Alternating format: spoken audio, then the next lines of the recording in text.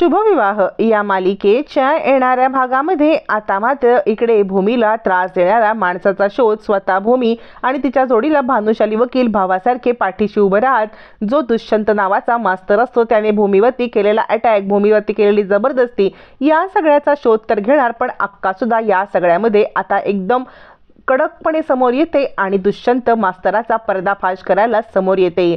भूमीला आतापर्यंत गोडगोड बोलून दुष्यंतने आपल्या जाळ्यात ओढलेलं असतं, म्हणजे चांगुलपणाचा आव आणलेला असतो, पण चांगुलपणाचा आव आणत तो भूमीवरती एकतर्फी प्रेम करत असतो। भूमीला पाहिल्यापासून तो अगदी वेडापेसा झालेला असतो आणि भूमीला मिळवण्यासाठी वाटेल ते करायला तयार असतो आणि त्यातच आकाशची ही मानसिक अवस्था बघता हे टार्गेट आपल्यासाठी सोपं आहे असं त्याला वाटतं, पण त्याला माहिती नसतं की भूमी जरी इथे एकटी राहत असली तरी भानुशाली वकील भावासारखे तिच्या पाठीशी आहेत, तिच्या अडीनडीला खंबीरपणे तिच्या आजूबाजूला आहेत हे त्याला माहित नसतं। आणि भूमीवरती झालेल्या अटॅक नंतर भानुशाली वकील भूमीची मदत करत दुष्यंत मास्तराला अद्दल घडवण्यासाठी बरोबर अचूक वेळेत येत अक्कांनी रचलेल्या सापळ्यामध्ये दुष्यंत अडकतो आणि आता स्वतःचा गुन्हा कबूल करतो। इकडे आता रात्रीच्या वेळेला भूमीला इनामदारांच्या कंपनीमधून यायला लेट होतो, म्हणजे तिकडे ती गेलेली असते खरं तर इंटरव्ह्यूसाठी। दुष्यंतने तिला सांगितलेलं असतं की इथे तुमचा इंटरव्ह्यू होईल, पण मुद्दाम तिथल्या लोकांना भूमीला उशिरा पाठवायला सांगून स्वतः तिच्यावरती पाळत ठेवत असतो। भूमीला याला रात्र होते। इकडे आकाश खूप पॅनिक झालेला असतो, तोपर्यंत भूमीवरती मागून दुष्यंत हल्ला करतो आणि भूमीला आपल्या मिठीत ओढतो। भूमी खूप घाबरते, किंचाळण्याचा प्रयत्न करते, मागून लाथा मारण्याचा सुद्धा प्रयत्न करते, पण त्याची पकड इतकी मजबूत असते की भूमीला ती सोडवता येत नाही। तरी सुद्धा भूमी आता एका हाताने कोपराने त्याच्या ठोसा देते आणि तो माणूस खाली पडतो। हा दुसरा तिसरा कोणी नसून हा दुष्यंतच असतो। खोटारडा गोडबोल्या मास्तर असतो आणि त्यानेच भूमीवरती अटॅक केलेला असतो। भूमी धावत पळत घरच्या दिशेने येते आणि आपला जीव वाचवून जेवढ्या वेगाने पळता येईल तेवढ्या वेगाने पळते। इकडे आकाश खूप पॅनिक झालेला असतो, सायकल राणी अजून का नाही आली, सायकल राणी अजून का नाही आली असं म्हणत तो आता अक्कांच्या मागे लागलेला असतो। अक्का म्हणतात थांब थांब, पण आकाश काही थांबायला तयार नसतो। तितक्यात भूमी रडत रडत तिकडे येते। आकाश आकाश असं म्हणत ती आता आकाशला जाऊन बिलगते। आकाश म्हणतो सायकल राणी काय झालं? यावरती भूमी सांगते आकाश मी तिकडून येत होते ना तर कोणीतरी माझ्यावरती हल्ला केला। आकाश म्हणतो सायकल राणी काय बोलतेस तू? भूमी सांगते हो आकाश माझ्यावरती हल्ला झाला आणि ती येऊन आकाशला करकचून मिठी मारून रडायला लागते।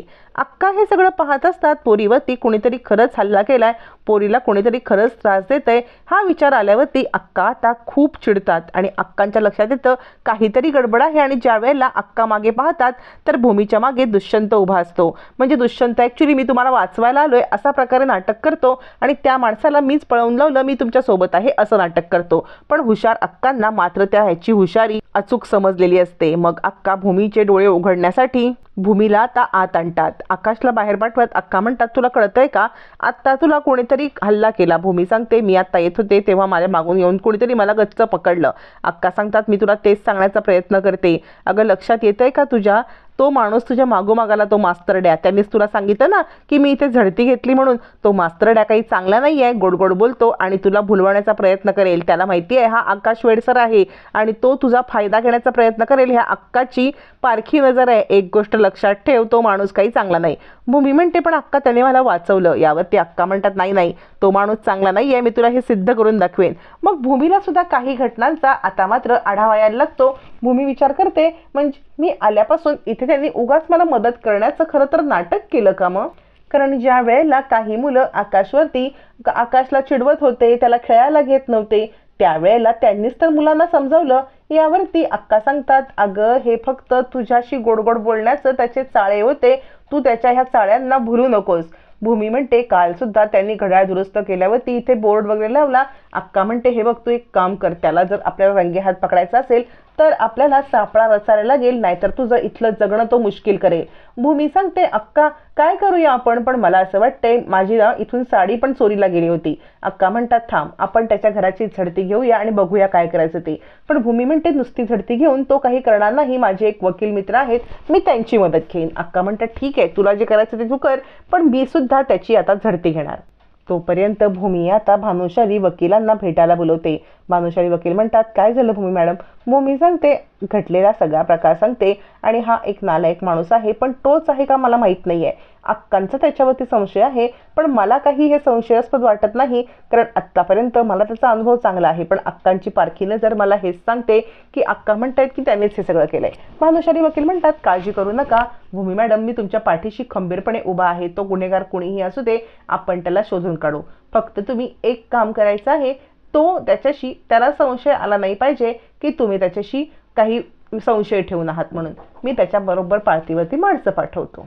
मग आता इकडे अक्का त्या माणसाला बरोबर पाळत ठेवत असतात आणि म्हणतात, काय रे, काल रात्री तू कुठे होतास यावर तो सांगतो, माझी नाईट ड्युटी असते ना, मला नाईटसाठी शाळेमध्ये जायला लागतं. अक्का म्हणतात, हो का, मग तुला बरोबर त्या भूमीच्या वेळेतच कसा पोचलास? यावरती तो माणूस म्हणतो, तुम्हाला काय म्हणायचं, मी त्यांची उलट मदत केली. अक्का म्हणतात, खरंच चांगलं काम केलंस हो, तू मदत केलीस ते, पण निमूटपणे आपल्याच घरात राहायचं, जास्त टिवटिव करायची नाही. असं म्हणत अक्का आता त्या माणसाच्या घराची झडती घ्यायला आत जातात आणि अक्कांना भूमीची साडी तिथे वाळत घातलेली दिसते.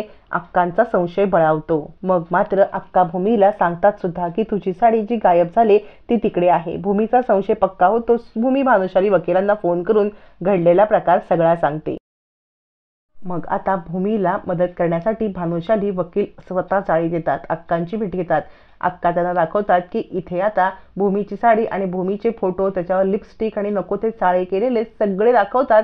मग मात्र भानुशाली वकील दुष्यंतची भेट घेत, चल तुला आता जेलमध्येच टाकतो. यावर दुष्यंत म्हणतो, मी काय केलंय? भानुशाली म्हणतात, काय केलेस ना ते सगळं दाखवतो. हे बघ, पुराव्यासकट तुझ्या रूममध्ये असलेले भूमी मॅडमचे फोटो, भूमी मॅडमवरती केलेला हल्ला, त्या सगळ्याचे पुरावे आहेत. दुष्यंत हातापाय पडायला लागतो, खरंच मी काही नाही केले, मला माफ करा. यावरती भानुशाली वकील म्हणतात, बहिणीसारखी आहे ती माझ्या, जर तिच्या वाटेला गेलास तर गाठ माझ्याशी आहे. अक्का म्हणतात, उभा चिरून काढी ना तुला मी, असं म्हणत अक्का पण खूप चिडलेले असतात. आता खरं तर दुष्यंत या सगळ्या प्रकारामुळे अधिक चवताळून उठतो आणि इथूनच भूमीच्या आयुष्यामध्ये उगाच अधिक आता त्रास देण्याचा प्रयत्न करतो. या सगळ्यातून दुष्यंत भूमीला कसा त्रास देतो, या सगळ्यातून भूमी कशी खंबीर होते आणि पुन्हा एकदा आकाशची प्रॉपर्टी त्याला कशी मिळवून देते, हे येणाऱ्या भागातच कळणार आहे.